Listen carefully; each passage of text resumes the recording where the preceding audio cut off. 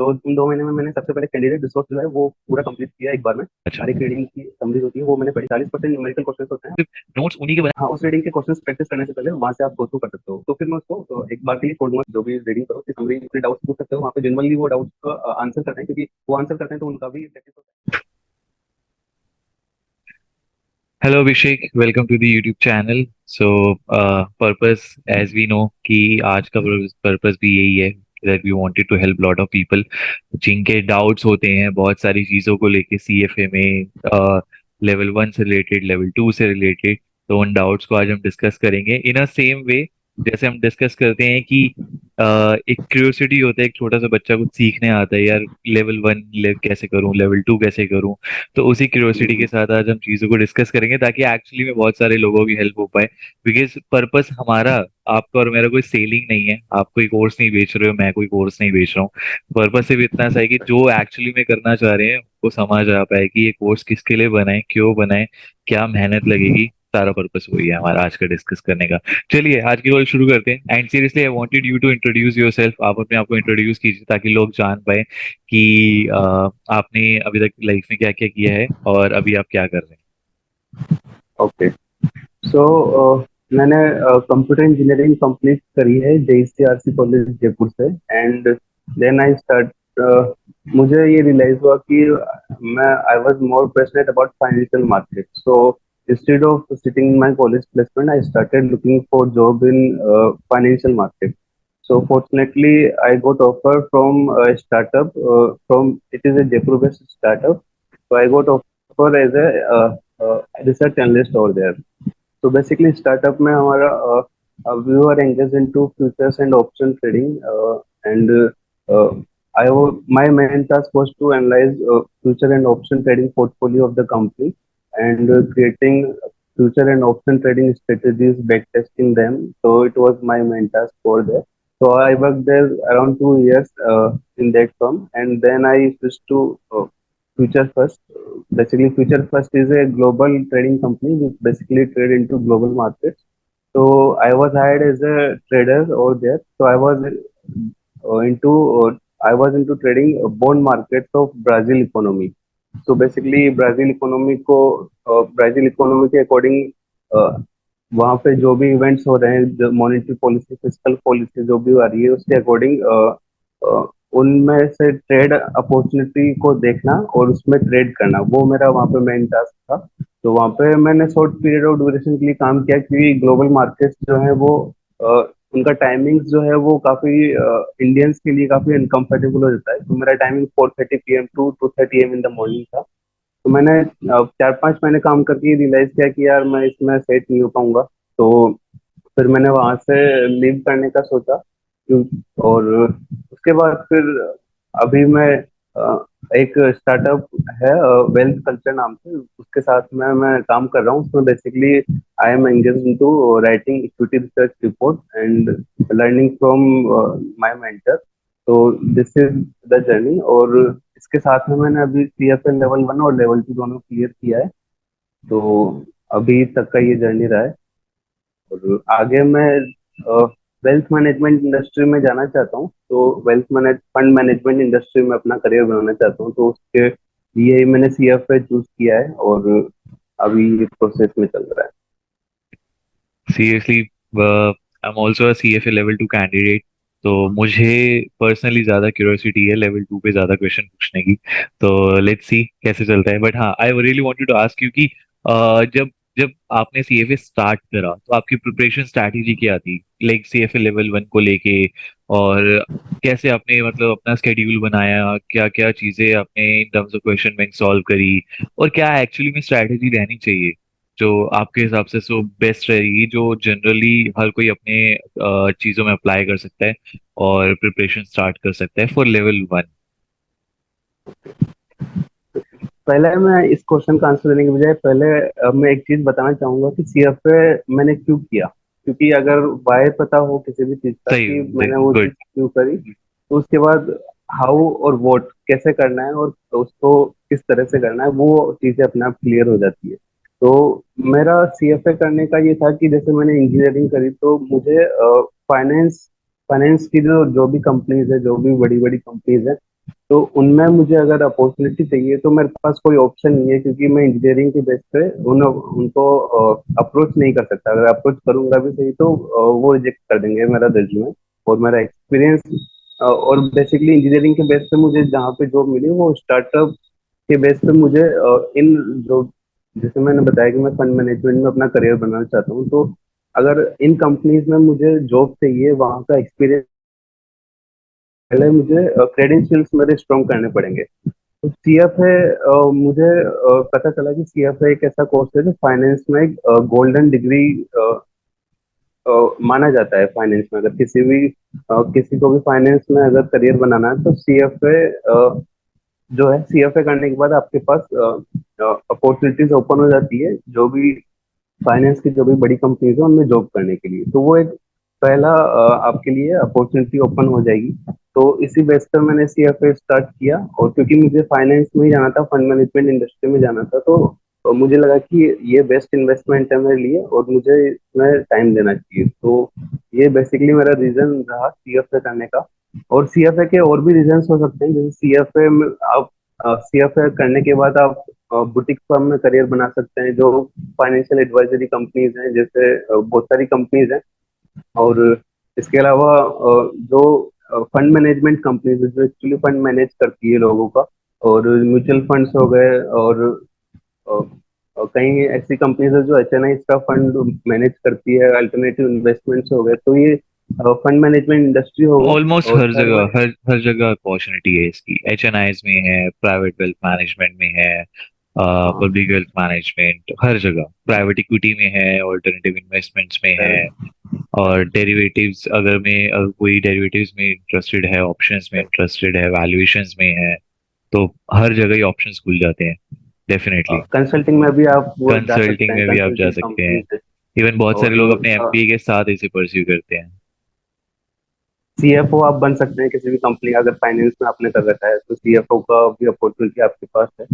तो ये सब करियर अपॉर्चुनिटीज हैं जो सीएफए करने के बाद आपके पास ओपन हो जाएगी। लेवल टू करने के बाद, बेसिकली लेवल टू करने के बाद फिर आपके पास कॉल्स आने लग जाते हैं। मतलब बेसिक जो एंट्री लेवल जॉब है, एनालिस्ट लेवल की जॉब, वहां पे से आप अपना करियर स्टार्ट कर सकते हैं इंटर्नशिप करने के बाद। तो आपने तो फील ये मेरा करा कि रीजन। आपको कॉल्स ज्यादा आने लगे हैं लेवल 2 करने के बाद? Because I actually wanted to know. हाँ, मतलब अभी कंपेयर टू, जैसे लेवल वन से लेवल टू के बाद मैं ट्राई कर रहा था कि अप्लाई कर रहा था, लेकिन कहीं से रेस्पॉन्स नहीं आ रहा था। लेकिन अभी लेवल टू को रिसेंटली मैंने मई 23 को एग्जाम दिया है, और जनवरी 23 में, सॉरी जुलाई 23 में मेरा रिजल्ट आया था, 6 जुलाई को। तो उसके बाद 4-5 कॉल्स आए हैं। लेकिन थोड़ा सा मतलब दो, वो ये कि कॉल्स आने स्टार्ट हो गए, मतलब डेफिनेटली रेज्यूमे में एक इम्पैक्ट डालता है, और रेज्यूमे सेलेक्ट होने के चांसेस ज्यादा हो जाते हैं लेवल टू करने के बाद। दिस इज वेरी ट्रू, क्योंकि लेवल 2 के बाद क्या होता है कि मोस्टली जितनी भी कंपनीज होती हैं, लाइक मुझे नॉर्थ इंडिया का ज्यादा पता है। नॉर्थ इंडिया में जैसे वैल्यूएशंस में नो क्राफ्ट एनालिटिक्स है, और आरसीएजीएम है, और इसके अलावा ब्लैक रॉक है। बहुत सारी कंपनीज हैं जो अपने वैल्यूएशन प्रोसेस में, डेरिवेटिव्स में, प्राइवेट इक्विटी ऑपरेशंस में, हेज फंड में, नैव रिकंसिलिएशन में लेवल 2 के कैंडिडेट्स को हायर करना चाहती है, और क्लियरली रिक्वायरमेंट में लिखा भी होता है। और डेफिनेटली कॉल्स भी आती हैं। मेरे बहुत सारे लोग, फ्रेंड्स हैं, जिनको लेवल 2 के बाद काफी अच्छी अपॉर्चुनिटीज मिली। मतलब काफी सारे लोगों को तो सिंपली वैल्यूएशंस में भी अपॉर्चुनिटी ज्यादा मिली। तो yes, this is very true. Right. But I तो now I seriously wanted to jump on level 1, कि लेवल 1 की राइट। आपकी जर्नी कैसी रही थी, एंड कब आपने ओके। दिया था और कब पास करा था? ओके, तो और लेवल वन का एग्जाम मैंने अगस्त 22 को दिया था, और 1-1.5 महीने में इसका रिजल्ट आ जाता है। तो बेसिकली 6 मंथ का ड्यूरेशन मैं लेके चला था, कि मैंने फेब 22 में स्टार्ट कर दिया था प्रिपरेशन करना। और मैंने कोचिंग लिया था, क्योंकि जॉब कर रहा था मैं। तो अगर कोचिंग लेते हैं तो थोड़ा सा उससे ईजी हो जाता है, क्योंकि आपको गाइड करने वाला कोई रहता है। और थोड़ा इन्वेस्ट, क्योंकि सीएफए में ऑलरेडी आप इतनी फीस पे कर चुके हैं, उसके बाद फिर कोचिंग का फीस भी काफी बियर करना अभी, मतलब नॉर्मल जो लोग हैं उनके लिए अभी अ, अभी भी ये प्रॉब्लम है, क्योंकि सीएफए का फीस काफी रहता है। मैं भी हूँ उनमें इंक्लूडिंग, मैंने भी काफी मैनेज करके और किया बहुत है। दुख होता तो है मैंने जब एक ही बारी में फीस जाती है, और नहीं होता हाँ, तो और भी ज्यादा होता है। राइट। तो मैंने कोचिंग लिया था, और 6 मंथ का ड्यूरेशन, 6 मंथ का मैंने प्रिपरेशन किया था। और फेब में मैंने स्टार्ट कर दिया था। तो मेरे डे वन से ये था दिमाग में कि अगर, मतलब मेरा स्ट्रेटेजी में बताऊं तो मेरे डे वन से ये मेरा सोच था कि अगर मेरा एग्जाम में नहीं हुआ तो उस दिन क्या होगा, मतलब रिजल्ट आया और मुझे ये पता लगा कि नहीं हुआ मेरा सिलेक्शन, तो फिर मेरा क्या होगा। तीन चीजें होगी मेरे साथ। या तो मतलब फर्स्ट चीज है कि मैंने जो 6 महीने दिए वो वापस से मुझे 6 महीने का टाइम मुझे देना पड़ेगा इस चीज में करने के लिए। सेकेंड चीज जो मोस्ट इम्पोर्टेंट है वो है कि मेरा कॉन्फिडेंस जो है वो शेकन हो जाएगा। और एक बार देने के बाद अगर आप एक बार फेल हो जाते हो, दूसरी बार वापस से आप देते हो, तो कहीं ना कहीं कॉन्फिडेंस कम रहता है कि यार अगर सेकंड टाइम भी मैं जाऊंगा तो अगर होगा या नहीं होगा। तो सेकंड कॉन्फिडेंस कम हो जाता है और एक डर अंदर बैठ जाता है कि यार इस बार नहीं हुआ तो सेकंड टाइम में करूंगा नहीं करूंगा। और third one is most money. Money, क्योंकि इतना अमाउंट आप पे करने के बाद अगर आप लूज करते हो, तो ये तीनों चीजें थी कि जिनको मैं लूज करना अफोर्ड नहीं कर सकता था। तो मेरे फर्स्ट डे से यही था कि अगर नहीं हुआ तो मैं क्या करूंगा। तो मैं रोज जब भी अ, अपना पढ़ाई स्टार्ट करता था तो मैं यही सोचता था कि अगर नहीं हुआ तो मेरे पास कोई ऑप्शन नहीं है, मनी वाइज, टाइम वाइज और कॉन्फिडेंस जो लूज होगा वो हो गई थी।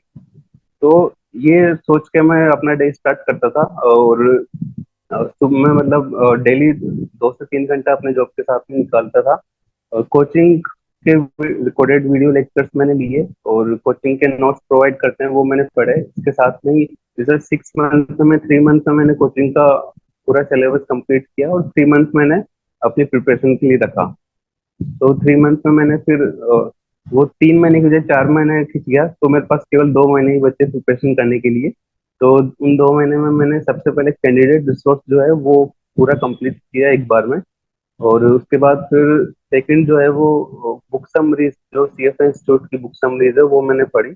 और क्योंकि इतना सीएफए का मटेरियल आप इतना पढ़ नहीं पाओगे जॉब के साथ अगर आप कर रहे हो, तो जो इतना रिटन समरीज काफी एंड रहता में है। होती है, हर यूनिट के एंड में समरीज होती है। हाँ, अच्छा। हर एक रीडिंग की समरीज होती है वो मैंने पढ़ी, क्योंकि एग्जाम का पैटर्न ऐसा है कि 30 अराउंड, मतलब 25 30%, 40% न्यूमेरिकल क्वेश्चन होते हैं, और 50 से 60% थ्योरेटिकल क्वेश्चन होते हैं। तो और मुझे थ्योरी भी साथ में लेके चलनी पड़ेगी, तो इसके लिए मैंने समरीज पढ़ना स्टार्ट करी। और फिर मैं जो भी क्वेश्चन करता उसका मैंने पर्सनल खुद का एक नोट्स बनाया बनाया है कि जब भी मुझे किस चीज में डाउट हो रहा है तो मैं उसको उसका नोट बना लेता था कि लास्ट में जब मेरे पास एक वीक बचेगा एग्जाम से पहले, तो उस टाइम पे मेरे पास कुछ ऐसा हो कि मैं शॉर्ट एंड स्वीट हो जिसको मैं मतलब 7 दिन में उसको अच्छे से कवर कर पाऊँ। तो मैंने पर्सनलाइज मेरे खुद के हैंड रिटन नोट बनाए छोटे छोटे, जहाँ पे भी मेरे को वीकनेस थी जिन जिन टॉपिक्स में, तो वो साथ में करता गया। और लास्ट के 1 महीने में मैंने मतलब काफी क्वेश्चंस कर रहा था मैं, 60 से 80 100 क्वेश्चन पर डे। ये शेड्यूल था मेरा कि जितना आप क्वेश्चंस करोगे उतना ही चीजें क्लियर होगी और उतने ही कॉन्सेप्ट आपके स्ट्रांग बनेंगे। तो ये था। और इसके अलावा फिर ये कैंडिडेट रिसोर्स को मैंने 2 बार किया। और फिर उसके बाद बुक के क्वेश्चंस और एग्जाम्पल्स मैंने किए, इंस्टीट्यूट की बुक के क्वेश्चंस एंड एग्जाम्पल्स। और उसके बाद फिर अगर टाइम बचता है तो फिर आप स्वाइजर यूज कर सकते हैं, स्वाइजर के क्वेश्चंस से आप हेल्प ले सकते हैं। एक्स्ट्रा एक्स्ट्रा और क्वेश्चंस करने के लिए अगर आपके पास टाइम। हाँ, राइट। अगर टाइम बचता है। ओके। लेकिन मतलब प्रायोरिटी मेजरली कैंडिडेट। आपने सीएफए के ऑफिशियल मटेरियल को ही प्रायोरिटी दी, चाहे वो उनका ऑनलाइन क्वेश्चन बैंक हो, चाहे वो उनकी समरी हो, एंड ऑफ समरी, और इन सब चीजों को। हाँ, सीएफए के इंस्टीट्यूट का जो मटेरियल है उसको ही मैंने प्रायोरिटी दी है। फिर अगर समय बचता है तो फिर आप ट्रेजर यूज कर सकते हैं। और बस ये था कि मैंने पर्सनलाइज खुद के नोट्स बनाए, वो काफी हेल्पफुल रहे। और अ, बस ये सीएफए लेवल 1 का ये रहा मेरा।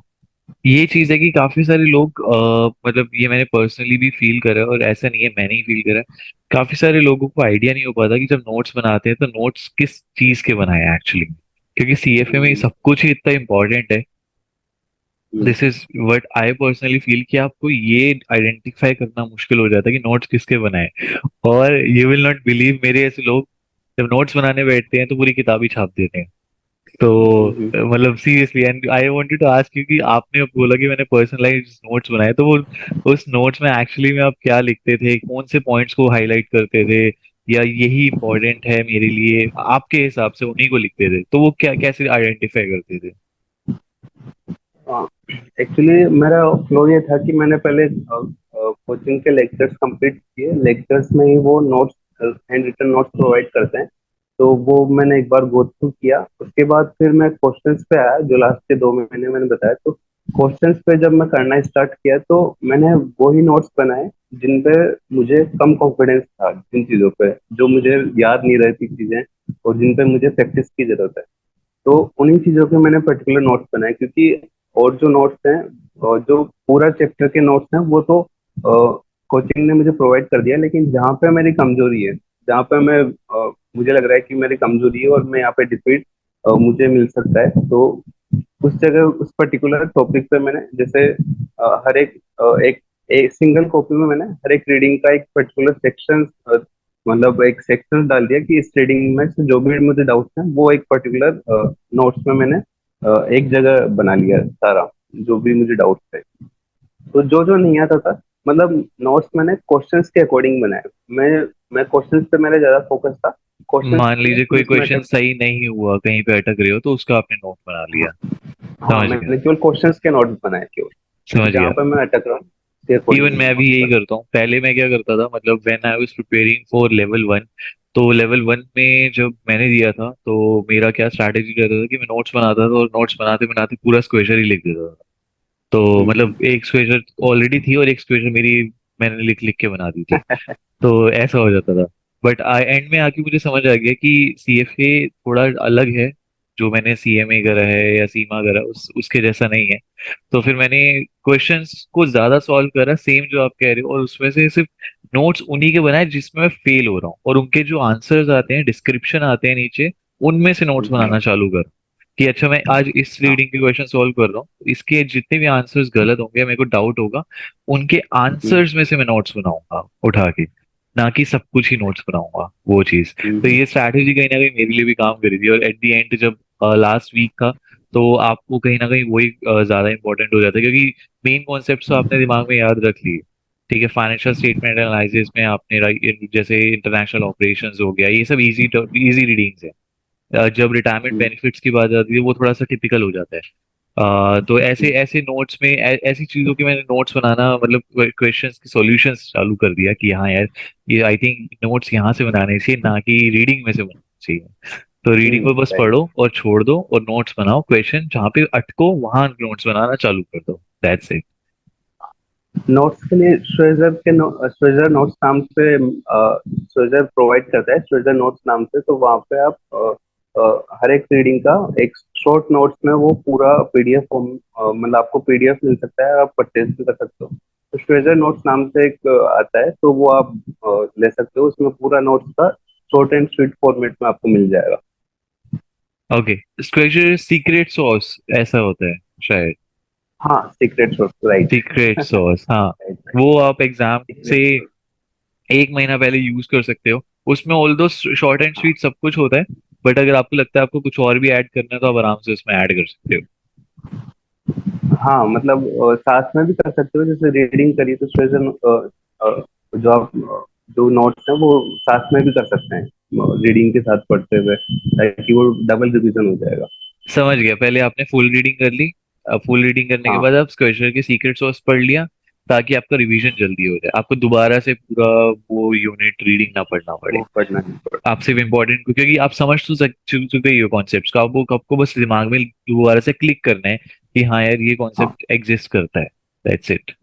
समझ गया। हाँ, उस रीडिंग के क्वेश्चंस प्रैक्टिस करने से पहले वहां से आप गो थ्रू कर सकते हो, वो पढ़ सकते हो वो चीज। वैसे आपके हिसाब तो से एक, रिकमेंडेड टाइम क्या रहता है सीएफए लेवल वन का, कि इतना टाइम तो आपको मिनिमम देना चाहिए? क्योंकि बहुत सारे लोगों को मैं देखता हूँ फेस करते हैं चैलेंज, कि शुरुआत में तो एक्टिव नहीं रहते, बट एक्टिव कब होते हैं? 3 महीने पहले, जब एग्जाम आने वाला होता है, जो एग्जाम से 2 महीने पहले या 3 महीने पहले।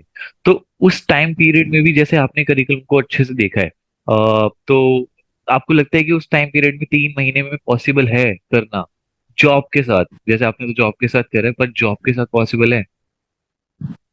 डिपेंड करता है कि आपका बैकग्राउंड क्या है। जैसे अगर आपका सीए बैकग्राउंड है या फिर फाइनेंस में बैकग्राउंड रहा हुआ है, तो आप जैसे फाइनेंशियल स्टेटमेंट एनालिसिस हो गया, और कुछ जो सीए में ऑलरेडी कवर होती है, जो भी फाइनेंस में जहाँ से भी आपने एजुकेशन करी है, तो वो चीज़ अगर आपको पहले से आती है तो वो डिपेंड करता है। जैसे मेरा इंजीनियरिंग बैकग्राउंड था, तो मुझे फाइनेंशियल स्टेटमेंट रीड करना काफी टफ रहता था मेरे लिए।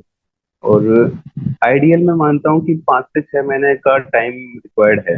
अगर इससे कम में जा रहे हो आइडियल। तो फिर आपको आइडियल, तो इससे कम में अगर आपको करना है तो फिर फुल टाइम भी फुल टाइम आपको करना पड़ेगा। जैसे 4 महीने अगर आप दे रहे हो, तो अगर आप फुल टाइम इसको पूरा डिवोट कर सकते हो स्टडीज में, तो पॉसिबल है।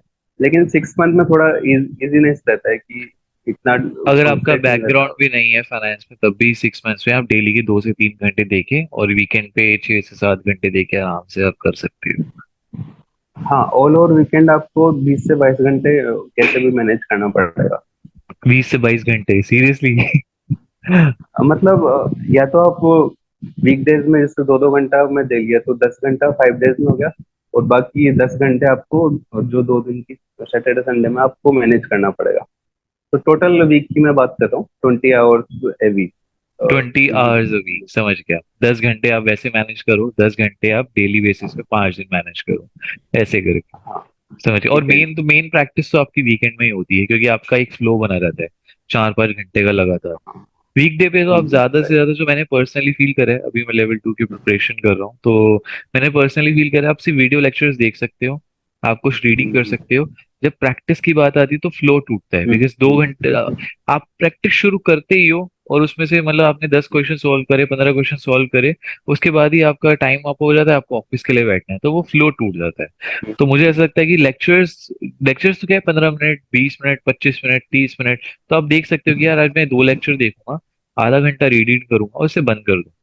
तो आप वीकडे में ऐसे कर सकते हो, और वीकेंड में जाके आप, मुझे ऐसा लगता है, प्रैक्टिस कर सकते हो ज्यादा, क्योंकि आपका फ्लो नहीं टूटेगा, वो जो आपका फ्लो चल रहा है। और प्रैक्टिस करते हुए एक्चुअली में टाइम नहीं पता लगता, कब 2 घंटे चले गए, कब 3 घंटे चले गए। हाँ, वीकडेज में ये सही आपने बोला कि वीकडेज में अगर आप लेक्चर्स लेते हो तो आप कमांड नहीं करे, आपको बस सुनना है, तो इतना आपको एनर्जी देने की रिक्वायरमेंट नहीं है, क्योंकि टाइम कम रहता है। तो वीकडेज में वो कर सकते हो, उसके बाद फिर वीकेंड में प्रैक्टिस कर सकते हो जो भी आपने पढ़ा। Got it. And same level 2 के लिए, अगर for example somebody is in level 2, और वो अब चाह रहे हैं कि यार लेवल 2 की प्रिपरेशन कैसी है, क्योंकि लेवल 1 अलग है बिल्कुल। Level 1 is all about concepts, level 2 आ जाता है, पूरी अलग एक जर्नी आ जाती है, मतलब अ, वो कहते हैं ना, मेरा तो दुनिया ही उलट गया, तो वो वाला सीन आ जाता है, क्योंकि आपका लेवल 2 के अंदर सारा एप्लीकेशन आता है। तो लेवल 2 की आपके हिसाब से प्रिपरेशन क्या रहती है? लेवल 2 में कुछ ऐसे मतलब है कि मेहनत तो करना ही पड़ेगा। इसमें ऐसा कुछ नहीं है कि मैं शॉर्टकट बता दूंगा और हो जाएगा। 5 वही 6 महीने रिक्वायर्ड हैं, और मेहनत अच्छे से करना पड़ेगा, क्योंकि ये लेवल 2 है, वो लेवल 1 था। तो लेवल 2 में कुछ होगा ही सही, एडवांस टॉपिक्स होंगे। मतलब लेवल 2 बेसिकली वैल्यूएशन है। लेवल 1 एक थ्योरेटिकल है कि आपने ऊपर ऊपर से पढ़ लिया। लेवल 2 में आते हैं तो ट्रू। वैल्यूएशन आपको करना होता है चीजों का, जो इक्विटी, डेरिवेटिव, फिक्स इनकम, इनमें वैल्यूएशन पार्ट, मैथमेटिकल पार्ट ज्यादा है, और लेवल 3 में एप्लीकेशन पार्ट रहता है। तो लेवल 2 में थोड़ा मैथमेटिकली भी कॉम्प्लिकेटेड रहता है, तो कोचिंग से थोड़ा इजी हो जाता है। और वही है कि आपको मतलब 20 से 22 घंटे वीक में आपको पर वीक देना पड़ेगा। और इंश्योर ये करें कि 2 से 3 महीने पहले आप पूरा, मतलब एग्जाम के 2 से 3 महीने पहले पूरा सिलेबस कंप्लीट कर लें, और लास्ट के 2-3 महीने में केवल रिवीजन के लिए उसको रखें। तो लेवल 2 में मेरा ये था कि मैंने 2 से ढाई महीने पहले मैंने सिलेबस कंप्लीट कर लिया था। और मैं शुरू शुरू में क्वेश्चंस करने में प्रॉब्लम आती थी, तो शुरू शुरू में ज्यादा टारगेट बनाने की बजाय, जैसे कि ठीक है मेरे को 30 क्वेश्चन पर डे करना है स्टार्टिंग में, जैसे शुरू के 5 5 दिन मैंने 30 क्वेश्चन पर डे करना स्टार्ट किया। फिर जैसे जैसे एफिशिएंसी बनेगी वैसे फिर 50 क्वेश्चन पर डे आप आओ उस पे, क्योंकि आपको एग्जाम के दिन 88 क्वेश्चन करने हैं टोटल। तो उस एफिशिएंसी तक पहुंचना है कि मैं 88 क्वेश्चन और मतलब 4 साढ़े 4 घंटे में मैं कैसे करूंगा। तो उसके लिए जैसे शुरू में अगर आप 88 क्वेश्चंस करने का दिमाग में सोचोगे कि अभी मेरे पास 2 महीने हैं तो मैं 88 क्वेश्चंस पर डे करना स्टार्ट करूँ, तो आप डिसअपॉइंट हो जाओगे क्योंकि आप इतना कर नहीं पाओगे। वो एफिशिएंसी धीरे धीरे आएगी। तो जैसे आप धीरे धीरे क्वेश्चंस बढ़ा सकते हो। तो लास्ट में 20 दिन में मेरा ये था कि मैं 100 क्वेश्चंस पर डे कर रहा था उस टाइम पे। क्योंकि मुझे ये था कि मुझे मेरा वही दिमाग में था कि यार अगर मैं फेल हो गया तो मेरा क्या होगा, क्योंकि फीस भी काफी मैं अफोर्ड नहीं कर पाऊंगा, इतना मतलब प्रॉब्लम आएगी अफोर्ड करने में। और टाइम मेरा जाएगा, और टाइम सबसे इम्पोर्टेंट है कि वो वापस से आपको 6 महीने वही चीज आपको करना है। और थर्ड वन की कॉन्फिडेंस तो लूज होगा इससे ही। तो मेरा मतलब वही दिमाग में रहता है, डे स्टार्ट होता है कि मेरा अगर लूज हो गया तो क्या होगा। तो उससे फिर वो एक है ना कि मतलब जैसे एक स्टोरी है कि एक राजा क्या है कि किसी दूसरी राजा से उसको जीतना था, और दूसरे राजा के पास काफी बड़ी सेना थी, और जो राजा जिसको जीतना था उसके पास छोटी सेना थी। तो एक वो समुद्र मतलब ऐसा था कि उस राजा से लड़ने के लिए जो पहला राजा था जिसको लड़ना था, उसने समुद्र मतलब एक सी को उसने क्रॉस किया, और जो बोट पे वो आए थे उन बोट को उसने आग लगा दी कि अब वापस जाने का कोई ऑप्शन नहीं है, अब या तो लड़ो या फिर मरो। तो वो सिचुएशन मैंने बना ली थी कि मतलब कूद जाओ इसमें अच्छे से, कि क्योंकि मेरे पास लूज करने का कोई ऑप्शन नहीं है, या तो मरेंगे या फिर जीत जाएंगे। तो वो चीज मेरे दिमाग में थी। और बस यही इससे थोड़ा फ्यूल मतलब मोटिवेशन मेरा यही था। और 100 क्वेश्चंस लास्ट के 20 दिन में मैं पर डे कर रहा था। मॉक टेस्ट मैंने दिए, कैंडिडेट रिसोर्स को मैंने 2 बार इससे किया। और रीडिंग पढ़ी मैंने, क्योंकि मतलब मेरा ये भी स्ट्रेटेजी था कि मुझे मोटा मोटा सही होना है। मतलब मुझे ऐसा नहीं कि 100 मतलब 88 के 88 क्वेश्चन सही करने, क्योंकि वो सही होंगे भी नहीं। मुझे एटलीस्ट ये था कि 70%, 80% ऐसा। हाँ, 70 to 80% मुझे राइट होना है। अगर क्वेश्चन मुझे नहीं आ रहा है तो उसमें मुझे ज्यादा एनर्जी और टाइम वेस्ट नहीं करना है। मुझे जैसे 60 to 70% थ्योरेटिकल पार्ट है, वो क्वेश्चंस मुझे अच्छे से कवर करना है। क्योंकि अगर मैं उनके चक्कर में इनको लीव कर दूंगा तो वो राइट स्ट्रेटेजी नहीं होगी। तो मेरा ये था कि मोटा मोटा 80% क्वेश्चन सही होने चाहिए। कोई अगर क्वेश्चन ज्यादा टाइम टेकिंग हो रहा है तो उस पर मैं अगर एफर्ट डालूंगा, अगर नहीं हो रहा तो फिर मैं उसको एक बार के लिए छोड़ दूंगा कि मैं और क्वेश्चंस करता हूँ पहले जो मुझे मैं कर सकता हूँ। तो मेरा ये 80% आपको मोटा मोटा सही होना है, मेरा ये था दिमाग में। तो इससे मैं एक पर्टिकुलर क्वेश्चन पे अटक नहीं रहा था। और फिर ये सब सुन के धीरे लग धीरे रहा है कि मुझे लग रहा है कि मेरा ही नहीं होगा इस बार, क्योंकि मैं इनमें से कुछ भी नहीं कर रहा। शुरू शुरू में होता है, लेकिन जैसे जैसे अगर आप एफर्ट्स डालना स्टार्ट करोगे तो फिर जैसे कैंडिडेट रिसोर्स में भी मेरा 50-60% एक्यूरेसी था, तो वो देख के लगता था कि यार कैसे होगा। फिर धीरे धीरे जब मैंने दोबारा कैंडिडेट रिसोर्स किए तो फिर एक्यूरेसी इंप्रूव होती गई।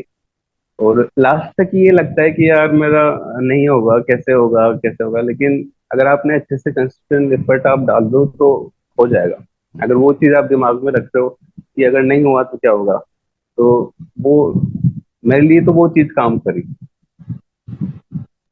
Got it. और एंड मेहनत करनी पड़ेगी। एंड इसके साथ साथ एग्जाम का बेसिकली पैटर्न क्या रहता है कि लेवल 1 में थ्योरेटिकल ज्यादा होता है या प्रैक्टिकल होता है, या लेवल 2 में प्रैक्टिकल ज्यादा होता है या थ्योरेटिकल ज्यादा होता है? तो लेवल 1 और लेवल 2 में एग्जाम का कॉम्पोजिशन कैसा रहता है?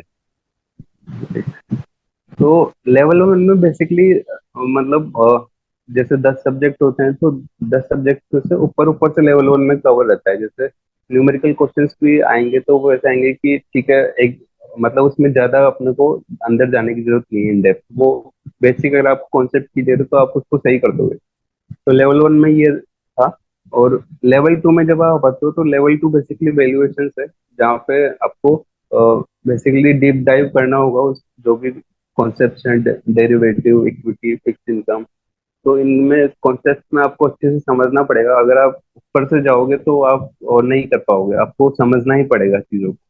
तो वैल्यूएशन जैसे बॉन्ड का वैल्यूएशन करना है तुझे, और इसके अलावा जैसे ऑप्शंस का वैल्यूएशन करना है, और जो भी है तो उनमें अच्छे से जाना पड़ेगा। तो लेवल टू बेसिकली एक तरह से डीप डाइव है जो लेवल वन में कॉन्सेप्ट पढ़े हैं।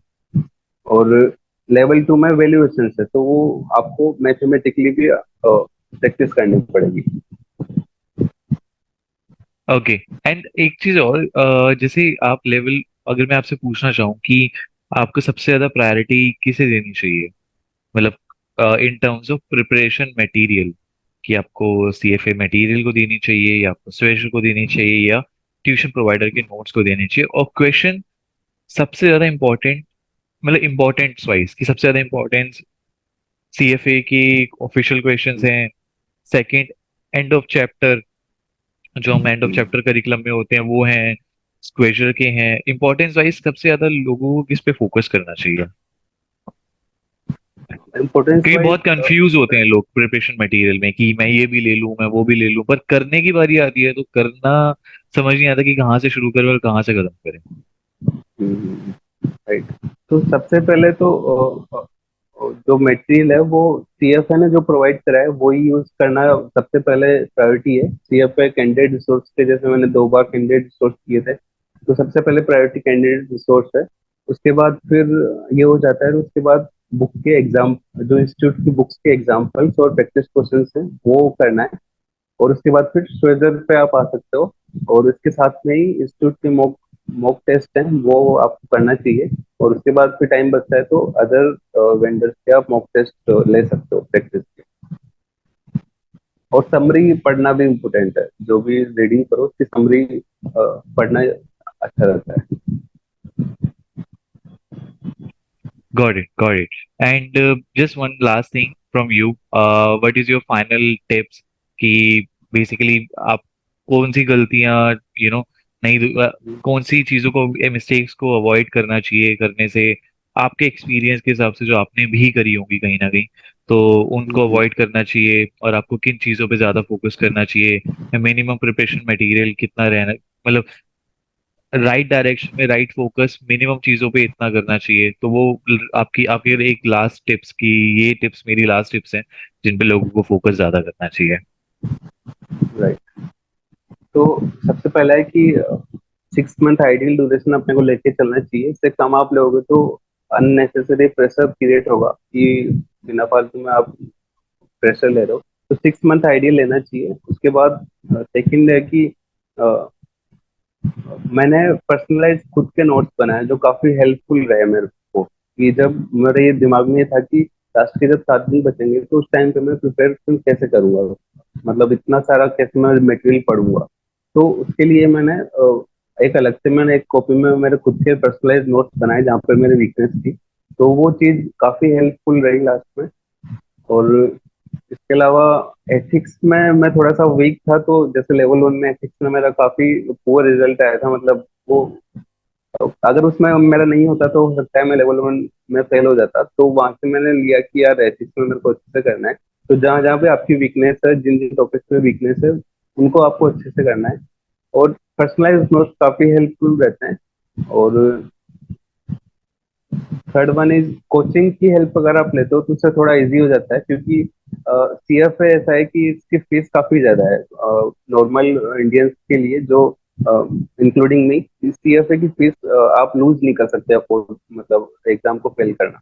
तो उसके लिए अगर आप कोचिंग में थोड़ा बहुत रोज पैसा देना पड़े तो कोचिंग लेना चाहिए, क्योंकि इससे थोड़ा सा इजी हो जाता है चीजें, अगर आपको करना ही है तो कोचिंग की हेल्प लेना चाहिए। और लास्ट वन इज वही है कि आपको एंड ऑफ द जब रिजल्ट आएगा तो वो चीज आपको दिमाग में रखना चाहिए कि अगर नहीं हुआ तो क्या होगा, क्योंकि आपने इतनी फीस पे करी है, इतना टाइम दिया है और इतना कुछ किया है, तो अगर नहीं होगा तो कैसे करूंगा मैं। तो वो चीज डे 1 से अगर हो तो उससे थोड़ा सा अच्छा फ्यूल अंदर से आएगा कि मुझे करना ही है। और फिर आप अपने से खुद से कुछ चीजें करना स्टार्ट कर दो कि मेरे को ऐसे नहीं ऐसे करना चाहिए, मैं यहाँ पे लूज हो रहा हूँ, मुझे ऐसे करना चाहिए, तो वो खुद अंदर से आपको आने लग जाएगा।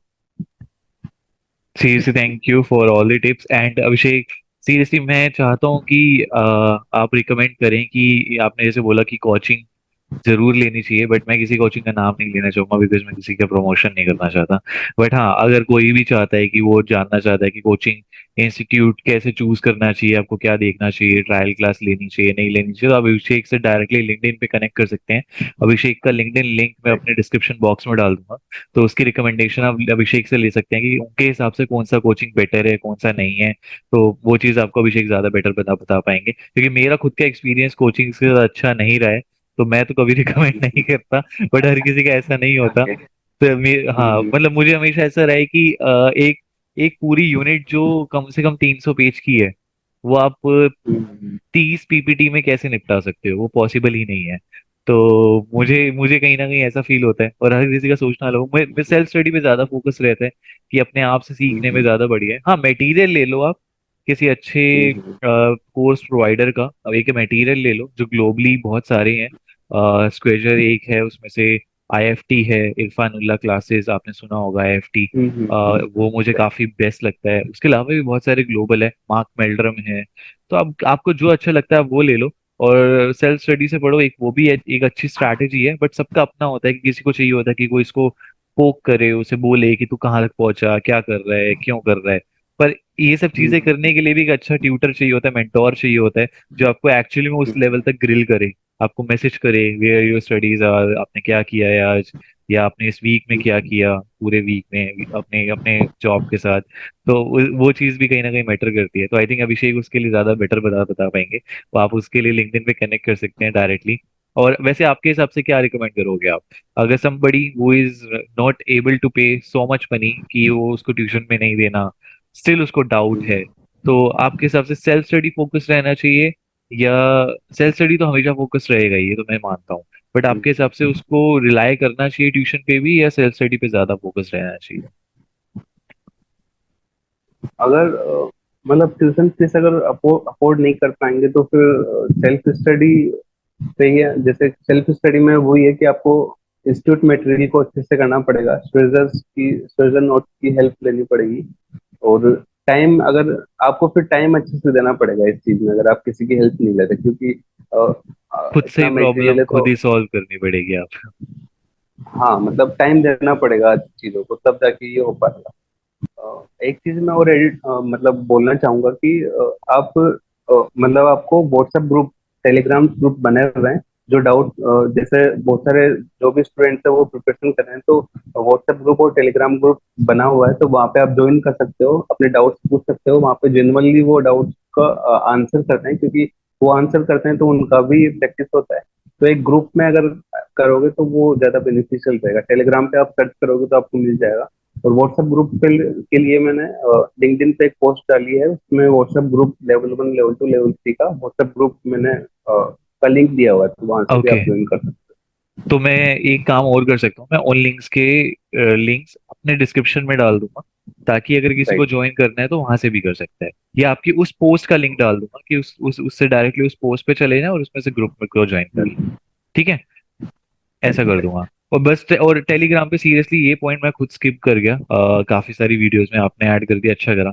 सीएफए के बहुत सारे ग्रुप्स हैं टेलीग्राम से, जिसमें हम सिर्फ, व्हाट्सएप पे ऐसी फैसिलिटी नहीं है अभी तक, बट टेलीग्राम पे है। आपको सिर्फ सर्च बॉक्स में डालना है CFA लेवल 1, CFA लेवल 2। जितने भी ग्लोबल ग्रुप्स हैं जो एग्जिस्ट करते हैं, जहाँ पे हाँ। हजारों में मेंबर्स हैं, वो आ जाते हैं। और आपको सिंपली राइट। ज्वाइन करना है। और बहुत बारी ऐसा होता है कि जो नोट्स हम ढूंढ रहे होते हैं, किसी के हैंड रिटन नोट्स मिल जाएं, कुछ इंपॉर्टेंट मटेरियल मिल जाए, या किसी को ये कोई ऐसा, कई लोगों ने अपने खुद के हैंड रिटन चार्ट्स बना रखे होते हैं, वो डाल देते हैं। तो वो सब चीजें उन टेलीग्राम ग्रुप्स में मिल जाती है। मुझे खुद को डेरिवेटिव के लेवल 2 में के लिए एक ग्रुप में मिला था, जिसमें उसने पूरा फ्लो चार्ट के अंदर पूरा डेरिवेटिव खत्म कर रखा था। तो वो मुझे आज तक यूजफुल है। एंड सीरियसली ऐसे बहुत सारी चीजें आपको टेलीग्राम पे मिल जाती हैं। ये पॉइंट मैं बहुत टाइम से स्किप कर रहा था, thank you for adding Abhishek. So I think हमने सब कुछ ही कवर कर लिया है। बाकी अगर आपके कोई भी डाउट्स हो, आप अभिषेक से डायरेक्टली लिंक्डइन पे कनेक्ट कर सकते हैं। जैसा कि मैंने कहा, मैं उनका लिंक्डइन लिंक अपने डिस्क्रिप्शन बॉक्स में डाल दूंगा। साथ ही साथ उनकी जो पोस्ट है जिसमें लेवल 1, लेवल 2, लेवल 3 के व्हाट्सएप ग्रुप्स हैं, उसका भी लिंक अपनी पोस्ट में डाल दूंगा।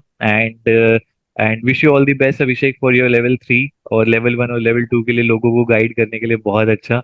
एंड सीरियसली मैं अपना खुद का सर खुजा रहा था जब आपने मेरे को इतनी सारी चीजें बताई कि इतना टाइम पहले लेवल 1 लेवल 2 के लिए प्रिपेयर करना चाहिए, ये चीजें करनी चाहिए। तो मैं अपनी जर्नी देख रहा था कि इनमें से मैं 10% भी नहीं कर रहा हूँ। मैं हकीकत बता रहा हूँ, बट हाँ, मैं अपनी तरफ से बेस्ट कर रहा हूँ। बाकी लेट्स सी, क्योंकि मैंने लेवल 2 ऑलरेडी 2 बारी पढ़ चुका हूँ पास्ट में, जब कोविड था। कोविड की वजह से लेवल टू 2 बारी कैंसिल हुआ था होते होते इंडिया में, तब मैं पढ़ चुका हूँ ऑलरेडी। तो मुझे यही वो होप लेके बैठा हूँ कि पढ़ा हुआ है तो काफी सारी चीजें याद है, बाकी लेट्स सी क्या होता है। बट सीरियसली मुझे खुद को बहुत सारी चीजें सीखने को मिली कि क्या करना चाहिए क्या नहीं करना चाहिए। But definitely thank you for your help on this. And hopefully ये वीडियो बहुत ज्यादा लोगों तक रीच आउट करने वाली है, एंड बहुत सारी रिक्वेस्ट आने वाली है आपको लिंक्डइन पे। And we hope that you will be helping out people at your own Yeah, own con- definitely. own convenience. Yeah. Definitely. Thank you, और Abhishek. thank you हाँ so much जी। for giving me this opportunity. और all the best you too for your level 2 and your future thank endeavor. You. Thank you. And पता है कि ये बहुत छोटी Thank you छोटी so much. स्टोरी, ये छोटी छोटी स्टोरी बहुत मैटर करती हैं। हमें लगता है कि अब जैसे मैं हूँ, अगर मैं आपको रीच आउट करता, मैं खुद से कॉल करके भी रीच आउट कर सकता था, एंड आप मुझे बताते वो जो आपकी नॉलेज है, जो आपका एक्सपीरियंस है, वो एक बंदे तक ही रह जाता है, वो आगे नहीं जा Right. पाता। But when we have something, अब प्लेटफॉर्म्स इतने सारे हैं कि हम उसे रिकॉर्ड कर सकते हैं, डाल सकते हैं, तो क्यों ना किसी की हेल्प करी जाए। तो Right. एक्चुअली में अच्छा लगा जब आपसे कनेक्ट करके, इतनी सारी बातें करके। और सीएफए ऐसा है कि डिस्टेंस लर्निंग कोर्स है, तो अदर कोर्सेज की जैसे आप जैसे फिजिकली जाके आप पढ़ते हो तो उसमें थोड़ा इजी रहता है, लेकिन डिस्टेंस लर्निंग में आप कर रहे हो तो आपको हेल्प चाहिए किसी की भी जो आपको कॉलेज में तो आपके ग्रुप अच्छे बन जाते हैं, राइट? यहाँ पे कोई ग्रुप बनाना बहुत मुश्किल हो जाता है। से। गॉट इट, नो सही वरीज। बात है। Thank you Abhishek, thank you for your time, have a lovely day, have a lovely weekend, आप अपना ध्यान रखिएगा।